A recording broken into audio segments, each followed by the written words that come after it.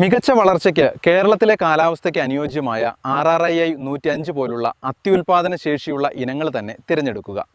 തൈകൾ നടാൻ 75 സെൻറ്റിമീറ്റർ വീതിയിലും ആഴത്തിലുമുള്ള കുഴികൾ എടുക്കണം.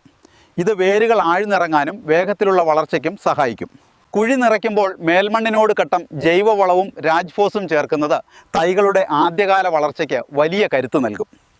കാലവർഷത്തിന്റെ തുടക്കത്തിൽ തൈകൾ നടുന്നതാണ് ഏറ്റവും ഉചിതം.